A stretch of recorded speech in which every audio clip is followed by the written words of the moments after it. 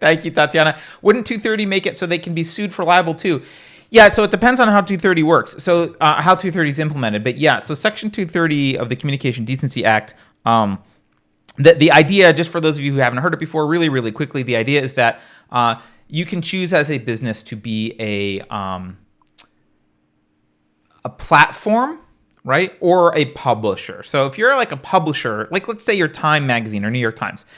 New York Times is liable for stuff that's printed. So if they say, Carrie Smith eats babies and killed 14 people yesterday, and blah, blah, blah, like that's just all a libel. It's not true. It makes her look bad. It's defamatory. She can sue them and be like, "What evidence do you have?" And if they're like, "Well, Chris Cuomo told me," that's not evidence, right? So they could get sued for defamation.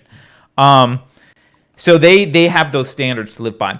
But when the internet started to come along, people were starting to have platforms where they would just kind of let anyone publish. Think of the old discussion forums or billboard services. Anyone could publish stuff. And the person running the platform was like, well, I don't want to be liable for... I can't be liable for what people say on this. I don't want to police that. And that's recognized in the law that, like, yes, you don't have to be liable. However, then there was an extra step, and they said, well...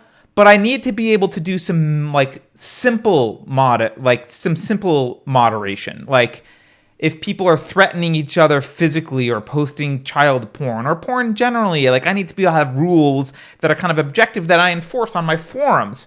And so Section 230 says, yes, you are allowed to have these objective rules that you enforce on your forums. So you can do a little bit of moderation and still get classified as a platform rather than a publisher. So you're still not liable for the content, but your moderation has to be within these particular rules. The argument people are making for platforms like YouTube and Facebook and Twitter is that they're abusing their Section 230 privileges because their rules aren't actually objective, and they're using those quote moderation rules. They're having rules that are based on ill-defined and intentionally vague terminology, and they're applying them selectively only to the people that they want to boot off of their platform, and therefore they're actually acting like publishers, not as platforms, and they should be liable. So that's the whole story about what Section, from a high level, what Section 230 is and why people are arguing about it.